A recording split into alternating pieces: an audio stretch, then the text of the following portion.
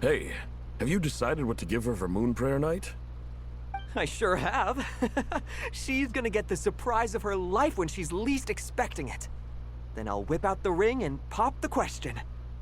The surprise of her life. What a fun turn of phrase. Cool, I get the picture. You can spare me the gushy details. Ooh, looks like we have a customer. Hello there, ma'am. Would you like some Moon Prayer Night candy? Huh? Is he talking to me? Can he see me? Here you go.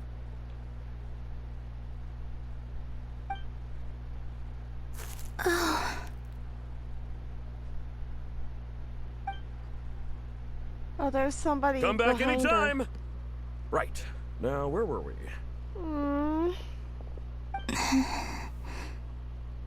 I don't know why, but I still held out hope.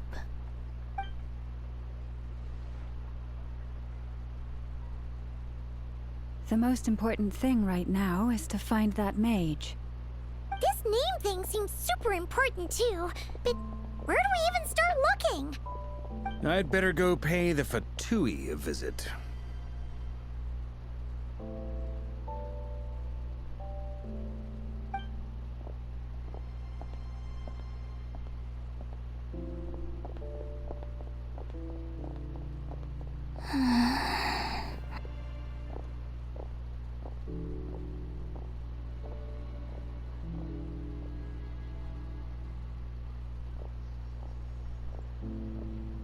Columbina?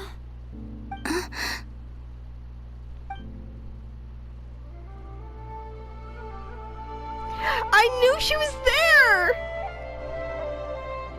Way to go, Lamine!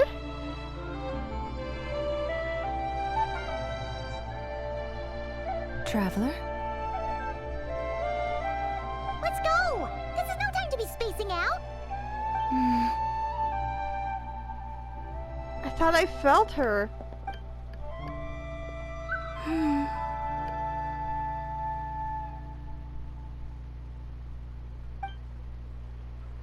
Oh, she's following us.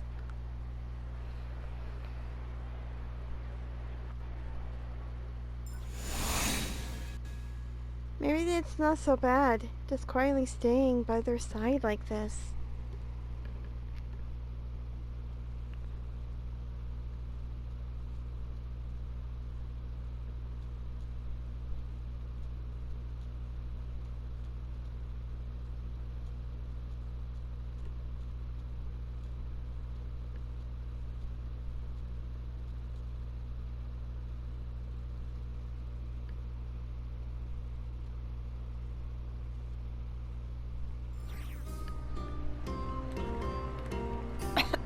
So we gotta find the mage Nicole.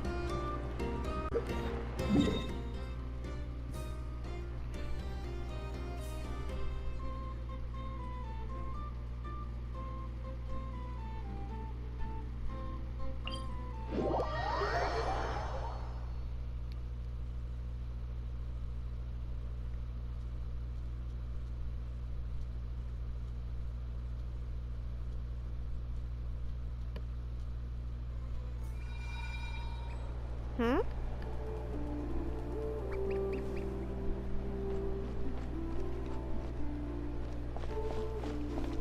Hey!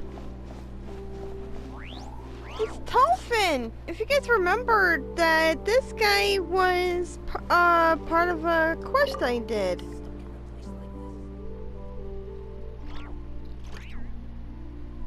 Let's see what he has to say.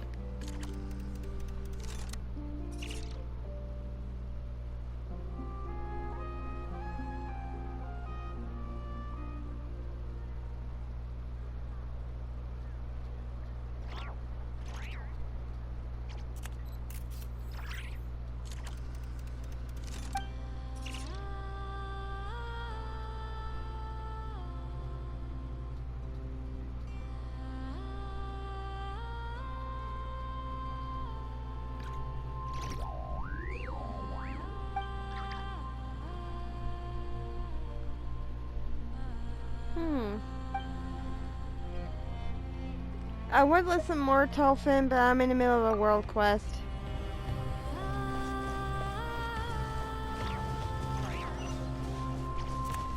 I will grab these though.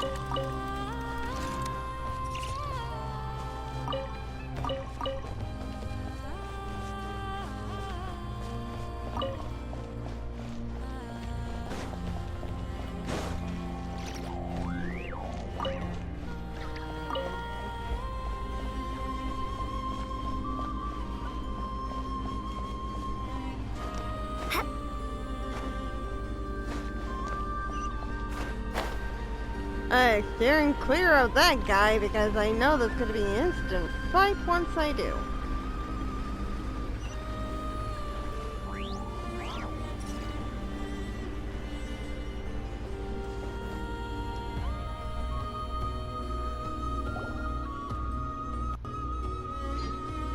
Where are they going? They mentioned a mage and a name? So, Mr. Varka, are you acquainted with this Nicole? Or should I call her Mage N? Ah, not really. We've never met, though she has come up in conversation. From what I've gathered, Alice kinda took Nicole under her wing. Taught her how to speak in a more ladylike fashion, that kind of thing. Huh. Hard to imagine Alice as an etiquette coach. Yeah.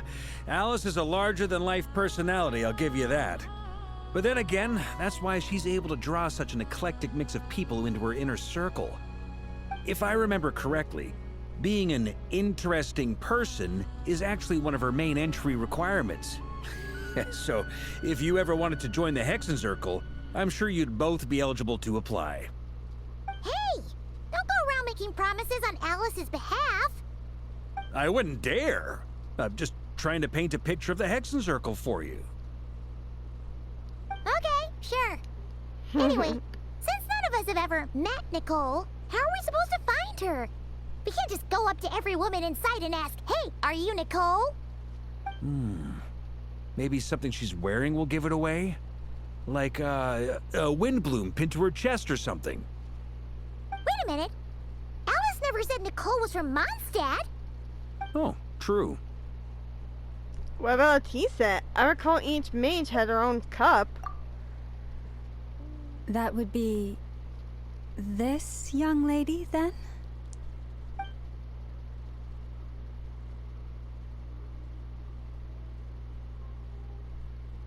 Hey there. Sorry to disturb you, but are you Miss Nicole? Varka, Knight of Boreas of the Knights of Favonius. Alice might have mentioned me before. Have we got the wrong person? Sorry. Well, this is awkward. When I shook my head, I meant, no, Alice hasn't mentioned you before. Huh? Where is this voice coming from? My apologies. For certain reasons, I am unable to speak. This is the only way I can communicate with you. It might take some getting used to, but I hope you can understand. Hey, it's fine. I'm more shocked by the fact that Alice never speaks about me. I mean, As for you two, we have crossed paths twice before, but it is nonetheless a pleasure to finally meet you. It's really you! Thanks for all your guidance in the past! You're quite welcome. This time, things are different. We have reached the unwritten pages of the story. You might say that we stand at the crossroads of fate.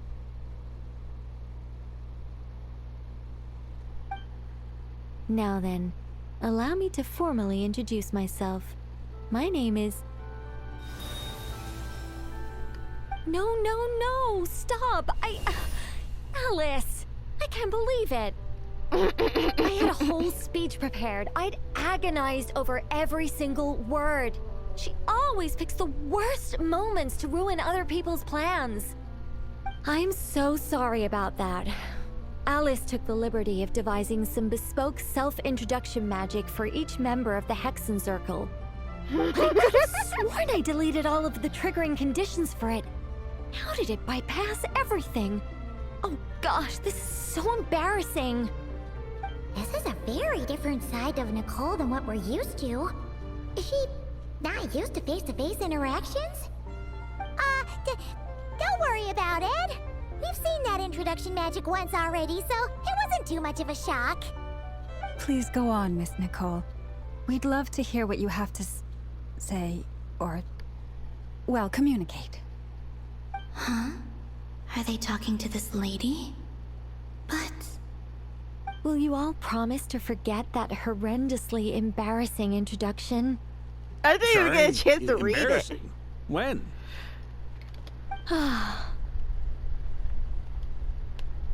Among the words that topped out just now, I saw Angel. Yes, my name is Nicole, and I am one of a very few angels who have retained both their preferred form and their power. The Traveler and Paimon should be no strangers to this concept. There is another of our kind in Natlan. They call her the Lord of the Night. Yeah, Alright! Paimon remembers her. but we never seen her in person.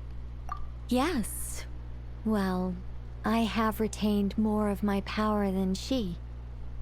It's because I don't have a long-term duty to fulfill. To be more specific... no. We'll be here all day if I get into the specifics. Moving on. If I'm not mistaken, you are here because you wish to learn how one might reach the moon beyond the sky. That's right. Is that something you can give us any guidance on? Yes, I do know a way. It began with the Hyperboreans, who lived after the War of Funerary Flame. Blank looks. Maybe I should start with the background of the war. Or maybe not. It shouldn't be an issue. I'll fill in the gaps for you when we have more time. Anyway, after that war ended, the three moons retreated to beyond the false sky. The Hyperboreans were humans I once aided. They accepted the civilization and creations bestowed upon them by the angels. But despite accepting many blessings of the angels, many among them still held on to their faith in the moons. They were reluctant to accept the new order. Even after the War of Funerary Flame, they sought to contact the moon goddesses beyond the sky and receive their guidance. But all three had passed away by that point.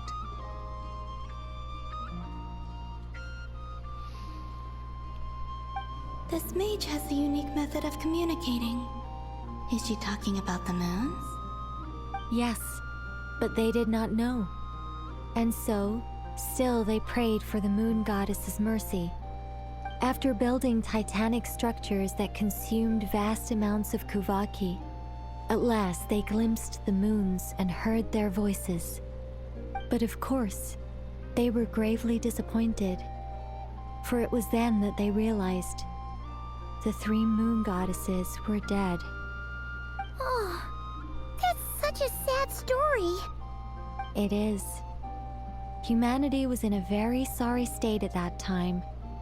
The angels who had once aided them were gone, and the War of Funerary Flames had left them homeless and destitute.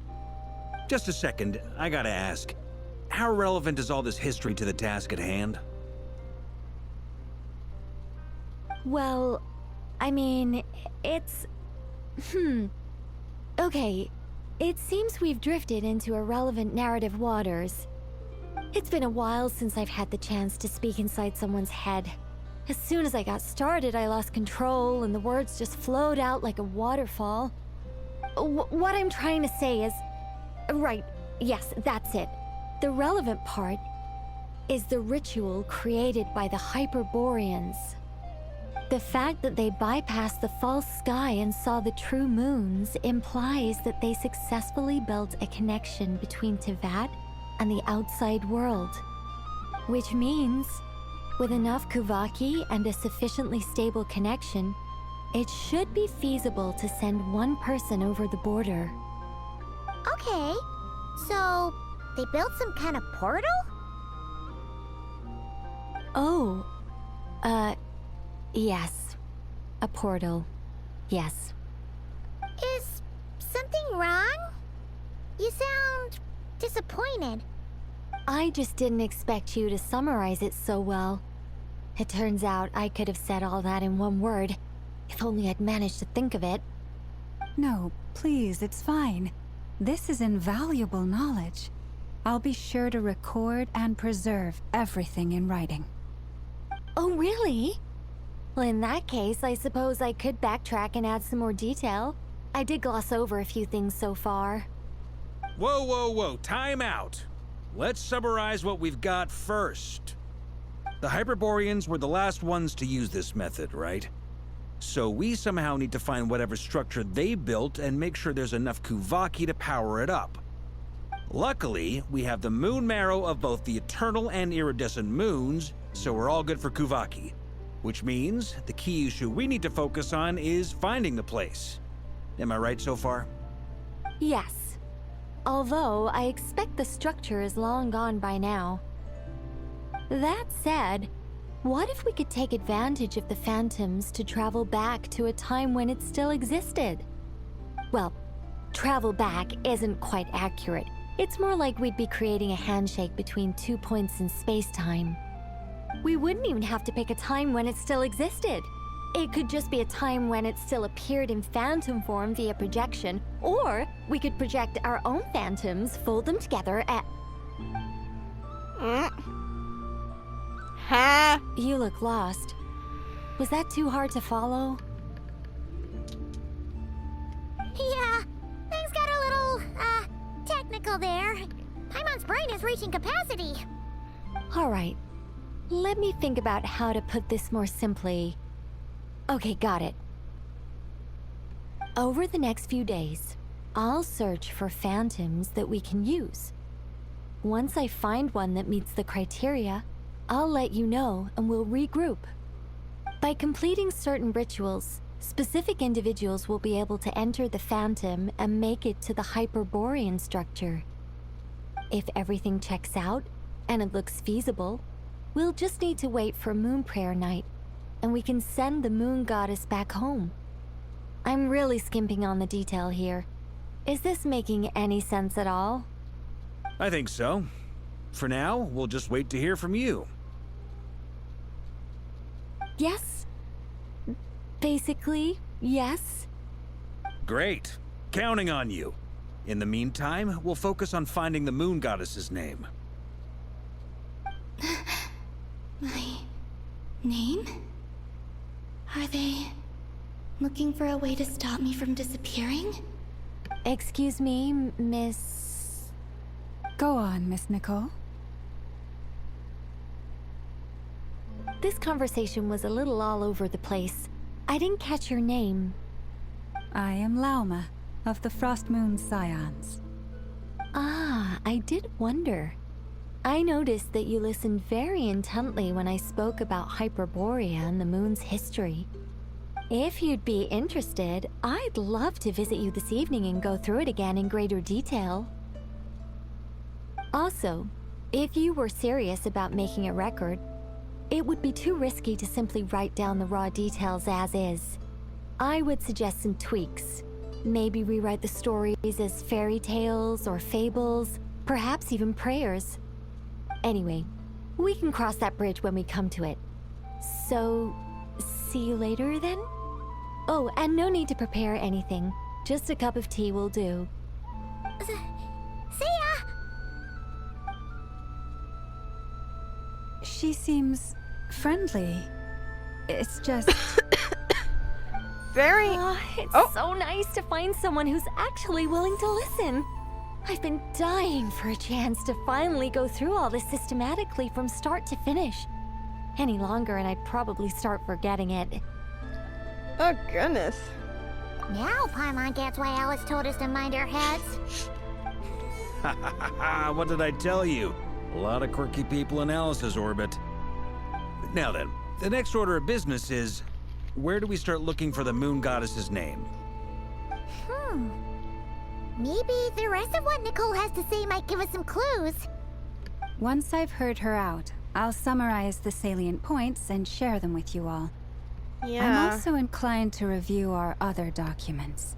Yes, our faith was first established by our Hyperborean ancestors, but many of the more factually accurate records are from after Kutar's birth. I have a hunch that the Fatui might know something too. Sounds like we're gonna follow Columbina's journey through Devat, huh? In that case, we'll start by heading to the Frostmoon Enclave. Sounds like a plan. Take this with you.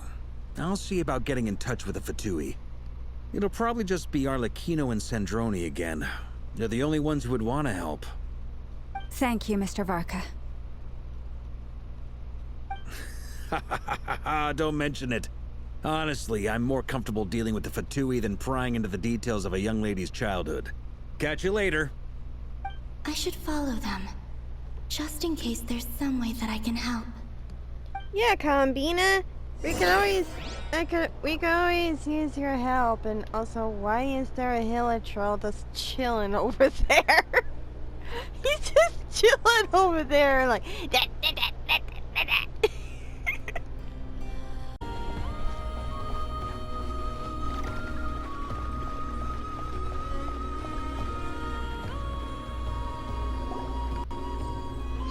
A while ago, I took the time to organize all documents in our possession that pertain to Kutar. What you see here is the material I consider reliable. You're saying there's unreliable material too? Yes. Most of the information we have was transmitted through an oral tradition. Inevitably, some of her stories were mythologized and deified over the years through countless retellings. That's why I organized them into reliable and unreliable. There's no sense seeking answers in history unless we can ensure the veracity of the historical record. Makes sense. Alright, let's take a look through. Clear and concise would be the way to describe the writing style of these historical records. But you could just as easily describe them as terse and dry. And since Lalma already knows material like the back of her hand, the quest to find any new information in these texts are tough going. Almost all these records refer to Kutar instead of Columbina. Although neither of those is her real name. Paimon's not sure what point she's trying to make. What we can gather from these records is that the Frostmoon Scions worshipped her as a god, placing impossible expectations upon her. I cannot fault them for their earnest faith, but for all their devotion, worshipping her day in, day out changed nothing.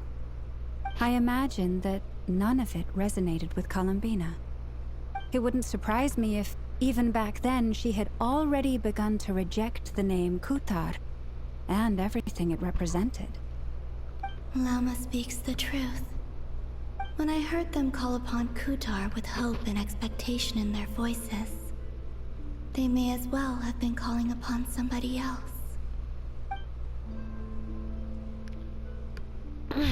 When you were organizing these texts, what criteria did you use? Well, that's a bit complicated. I looked at the level of detail, perceived authenticity, prose style, and how realistic their portrayal of Kutar seemed to be. Amongst the Frostmoon Scions of today, only I know of her existence, and I alone have spoken to her face to face. As such, I know that there are certain things she simply would never do. That being said, I have sensed some changes in her lately. Changes? Me? Seems like this is getting us nowhere. For what it's worth, why don't we check the unreliable sources too? Sure. Give me a moment.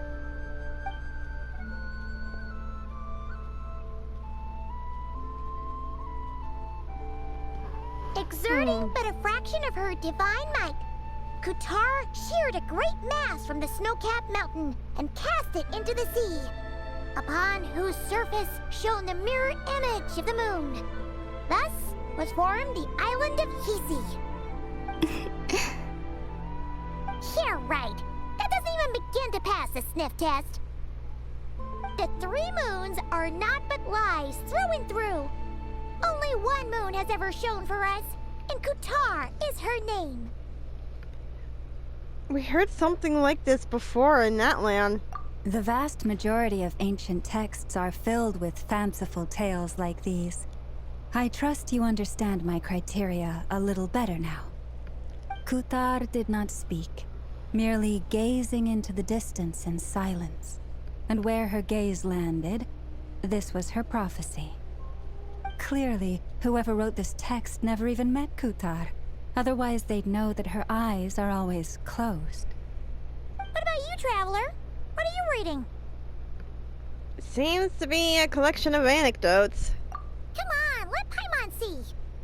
The child wished to build a wooden nest with which to shield a fledgling bird from the cold. But being so young and lacking in strength, the child could not snap the branches from the trees. Kutar was passing by. Upon seeing the child, she summoned forth the Kuhenki, who built a beautiful nest for the child. I remember that. Not knowing the meaning of Kutar's divine intervention, the child dared not to respond, and thus ran home to call their parents. But Kutar was gone. The Moon-Chanter declared the event a miracle and took the nest as a relic, placing it on high for all to see. The child was named as one favored by the goddess, and was greatly respected amongst the people. Yet, no further miracles were bestowed, and this matter was forgotten in but a few years. Huh. Any thoughts after reading that? If it's true, it gives off a somewhat lonesome feeling. Yeah. Columbina probably just wanted to join the kid in making nests. Ah. I'd originally considered this a fabrication, because Kutar did not perform any similar actions in subsequent records. But now that I think about it, it does seem like something Columbina would do. It's just that... She didn't know how other people would interpret her actions. She was probably worried about making things difficult for people. So, she gradually stopped joining in. Yes.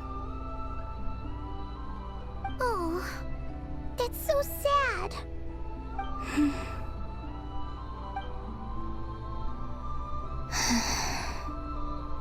And now, I can make no such gestures of warmth, even if I want to.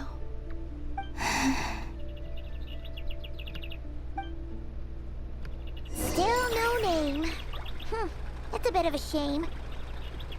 But we did learn some interesting stories. That's gotta count for something. Barca said he was gonna set up a meeting with Arlecchino and Sandrone, right? Let's go back to Nasha Town and see how he's doing. Yeah, might as well.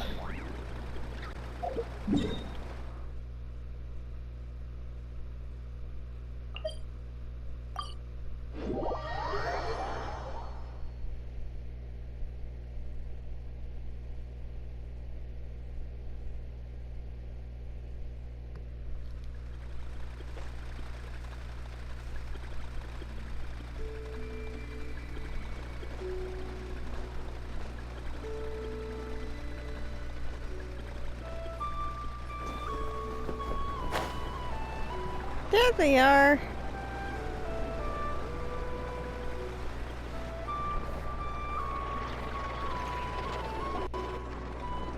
Let's see. There's Barca. Oh, and it's Durin and Albedo too. Talk about coincidences. We meet again. Yeah, this is pretty much the same place we bumped into each other last time. I convinced them to stick around a little longer. We were all waiting on people, so I figured having a little company would help pass the time. Ah, so you've been waiting for us? Does this mean that you've already arranged things with the Fatui? Sure does. Now you're back, we can go meet up with them together. How'd your investigation of the Frost Moon Enclave go? Well, we didn't find out Columbina's true name. But apart from that, it went pretty well. We learned some stories from her early days. Aha, just as well that I didn't tag along then. I'm sure our moon goddess wouldn't want every man and his dog knowing all about her private life. Still, desperate times, desperate measures, I guess. Someone had to do it.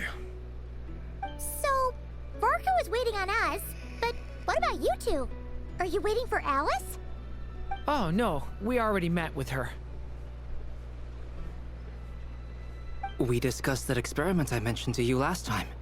Oh, and she also handed me this communication device. I'm sure I saw one of these back at the Golden Apple Archipelago. That's right. I understand she informed you about the relationship between the Phantom phenomena and Tevat's borders, yes? She wants me to help her with some more experiments on that front. She said that she'll contact me through this device with more information. Ah, I see. Following instructions and making observations. Pretty common research method. Takes me right back to Albedo's lab.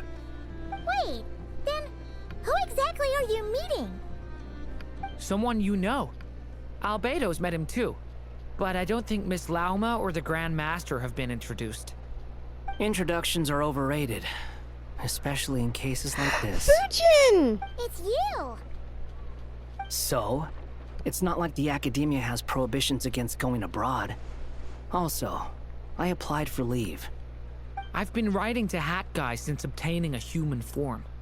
I've already brought him up to speed on everything that's been going on in Notcry. Hat guy?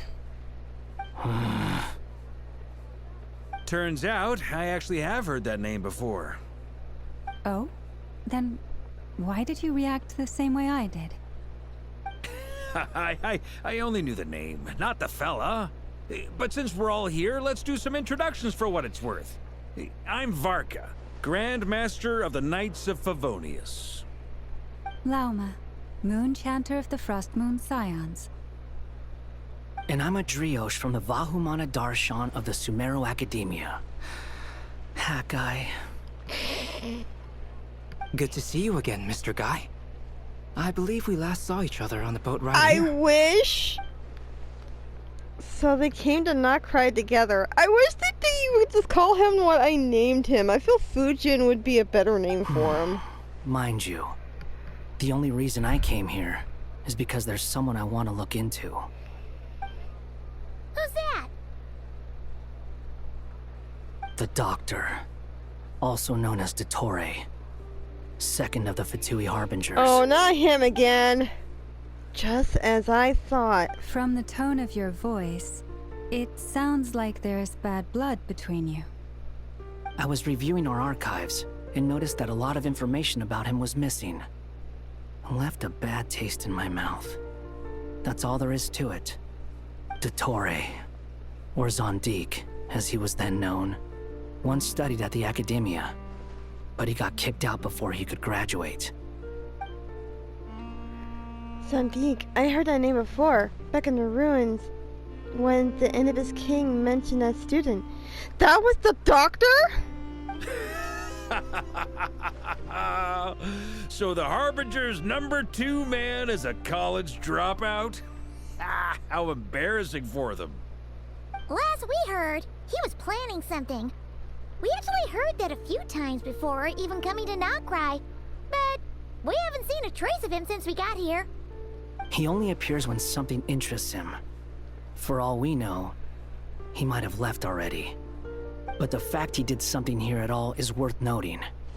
It'll fill a couple extra lines in his file. Why does it sound less like a file you're writing and more like a criminal record? Anyway, we were just about to meet 2 of the other Harbingers. Want to come along? You might learn a thing or two about him there. Sure. Even though they're harbingers, well, they're old acquaintances of ours, so, you know, when you talk to them, try to be... I got it. The Frostmoon Scion's relations with the Fatui remain tense. Forgive me if I do not attend. In that case, we'll continue assisting Miss Alice with her experiments. Good stuff. Everyone's having a fruitful time. All right, we better get going. I'll lead the way.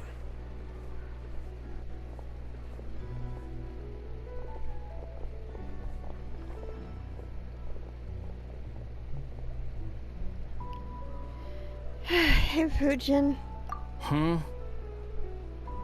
Are you here for revenge? Well, yeah. That's obviously part of it. But I'm not the only one who has a score to settle with him. Neither you, nor Lesser Lord Kusanali, nor I want to see him meddling with things again. Fair enough. One other thing. When we return, let's talk about Columbina. What's the hurry? Don't worry. Pigeons always know which way home is. After the conversation ends, the group splits into teams. Led by Varka, you make it softly to the Koveki Experimental Design Bureau.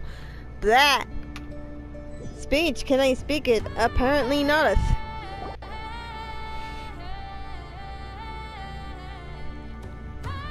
You made it. Who is this? A scholar from Sumeru. They call him Hakai. Oh, that's He's right! an old They friend don't of the remember Travelers. him because he messed with the Wait, memories of the tree. This is the academia representative you wrote about? He doesn't exactly look the part. I believe this will prove my identity. You'll notice it bears the seal of the Sanctuary of Surasthana. Well, what do you know? So it does.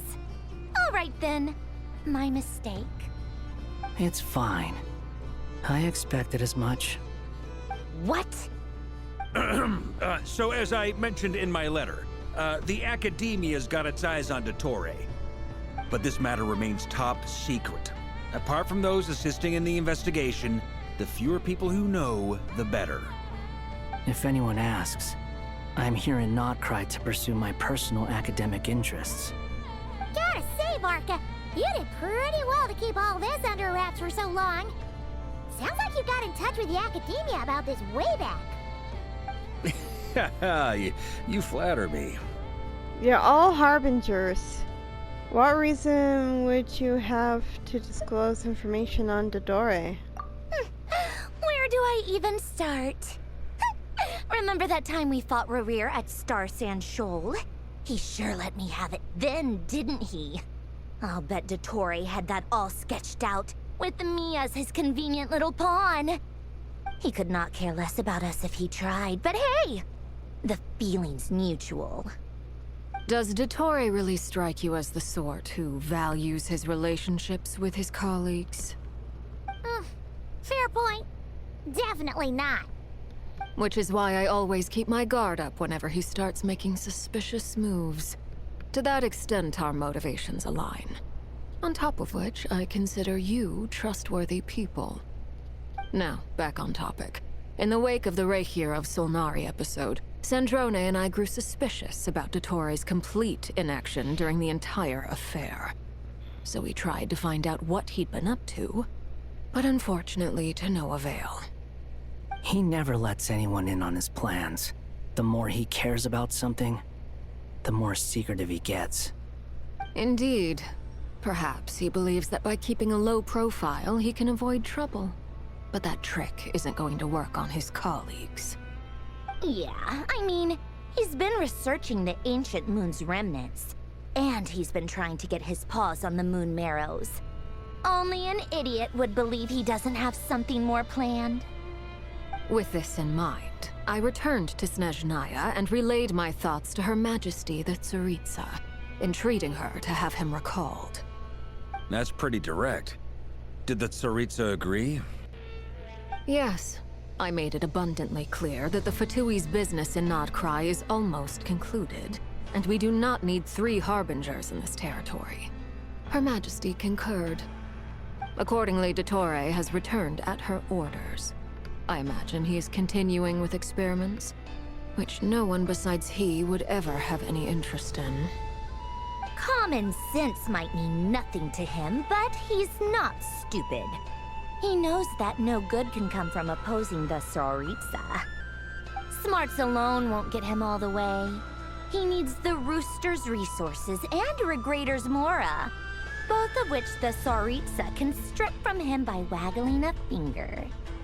But doesn't he have a track record of publicly following orders while going against them in private? He probably has it down to a fine art by now. Wouldn't put it past him. We worked together on a research project once. Only briefly, but it was enough to show me that we're fundamentally different people. He has no interest in doing things methodically, stage by stage. His thoughts jump all over the place, and the moment his curiosity is satisfied, or he gets the results he wants, he disappears. The only similarity we share is that, once we set our minds on doing something, we will see it done, whatever it takes. Well, we definitely saw some of that in your battle with Rerir. You got so competitive.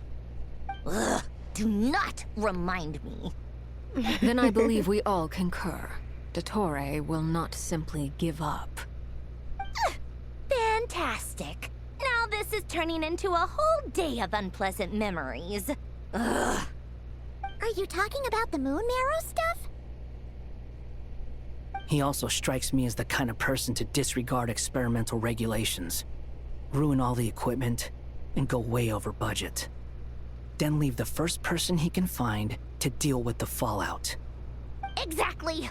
This one time, he was running some high-temperature experiment and the substance exploded. But does he care? No. He orders his subordinates to open the device so he can observe the results, which causes the gas inside to leak out. That gas was poisonous! If I hadn't been there, who knows how many people might have died. And after all that, he left, while I was still cleaning up after his mess. What a waste of time, he said. Waste of time? The nerve! He wasted my time! You've been bottling that up for a while, huh? Hat Guy, I must say, you seem awfully familiar with internal Fatui affairs. Especially when it comes to Dottore.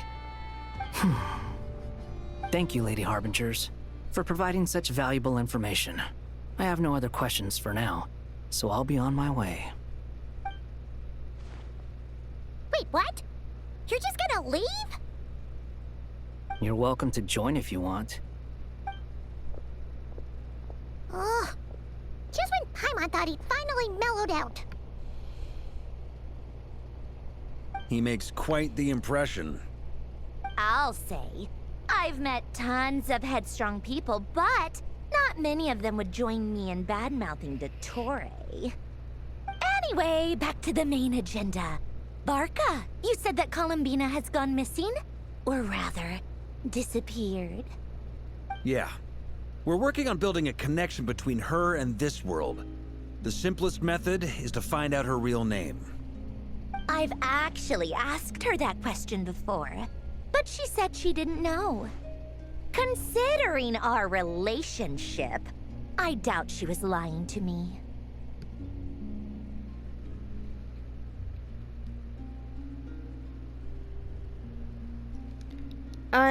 She could have just given you a synonym. What did she do while she was with the Fatui? As far as I recall, she was never dispatched by Her Majesty to claim a gnosis or anything like that. The Tsaritsa's plans had long contained a place specifically for her. I always thought that was weird. What could she do that the rest of us couldn't?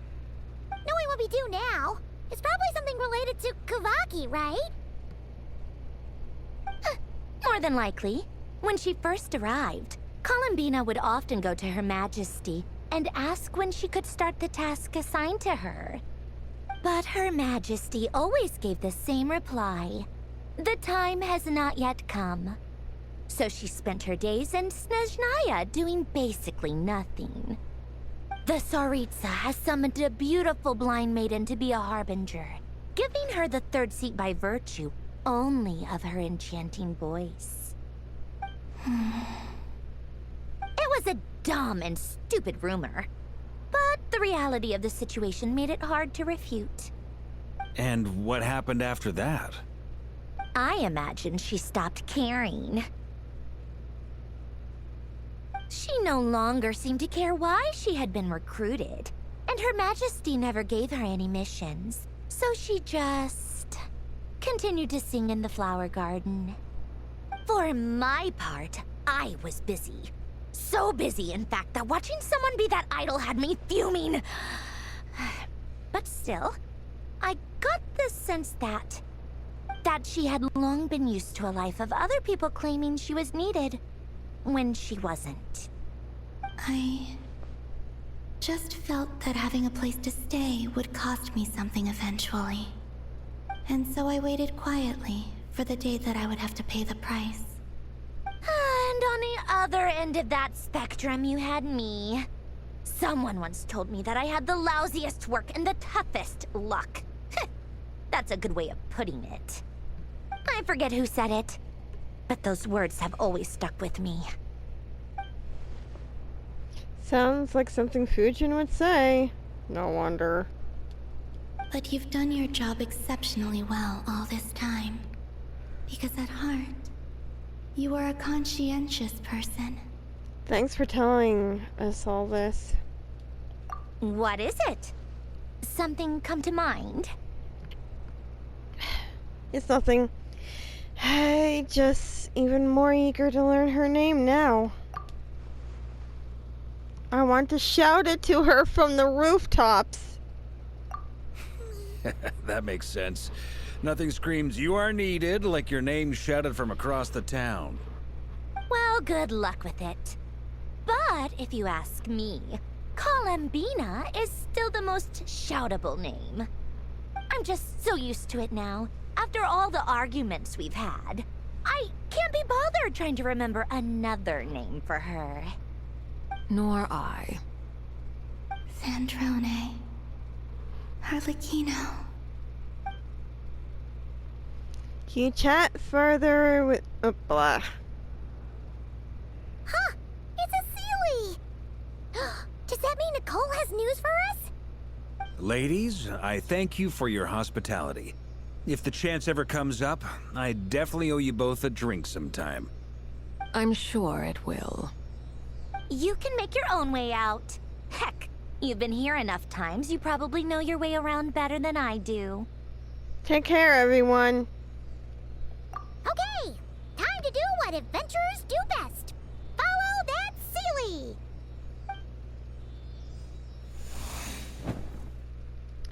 Oh, now we're gonna be playing as Durin! Dragon Boy! I want him so bad. I want him so bad.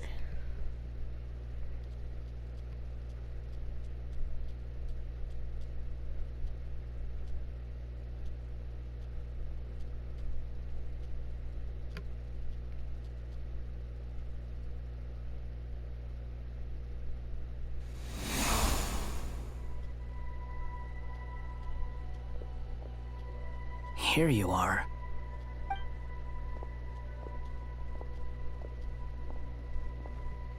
Oh, that guy. How come you're back so soon? Did things go all right with the Fatui? Fine. Dotori's been summoned home by the Tsaritsa. Couldn't get much more than that. How about you? Any progress with the investigation? Unfortunately not. We've tried everything. Different phantoms, different locations, different points in history.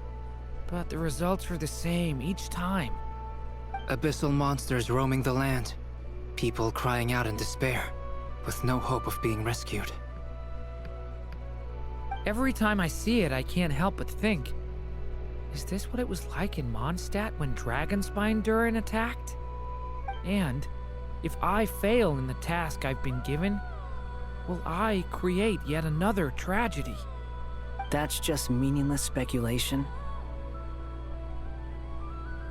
When we encountered similar phenomena previously, I tried to interfere with those illusions, using sounds and lights to guide them.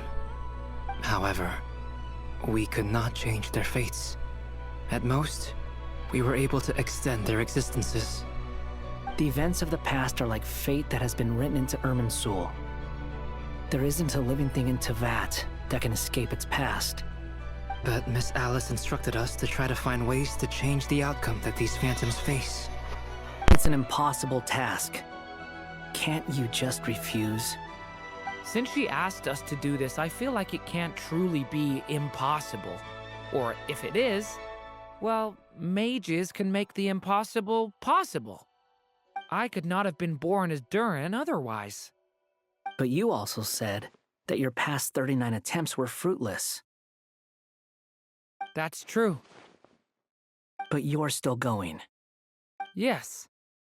After this many futile attempts, surely you realize that you're not doing this because you still believe what some mage told you. It's because you want her hypothesis to come true. It's something you wish for deep inside.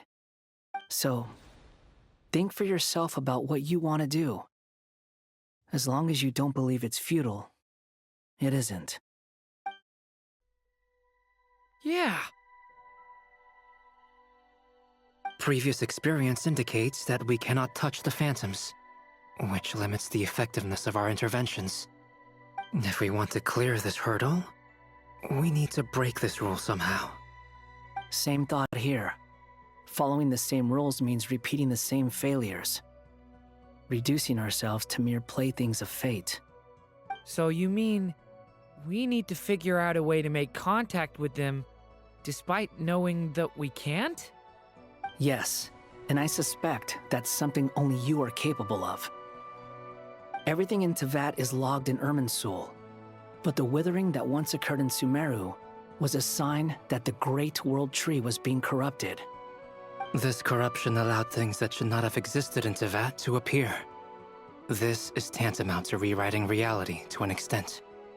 You're saying abyssal power might be able to affect those phantoms? No one's ever tried it before. If you're gonna try it, it'll take courage. And you have to be confident that you can control it. Is anyone there? Has anyone seen my daughter? She's missing. I have to find her. I hear someone inside. Spargana? Are you in there? Ah! If I can use my abyssal powers to warn him that there is danger here, maybe it'll change his decision. Maybe he'll stay away. Yes. The important thing is not the nature of the power, but rather how you use it. To intimidate and obstruct. Sounds about right for the Abyss. Well, let me try. I should be able to influence that thing. Have you seen a little girl?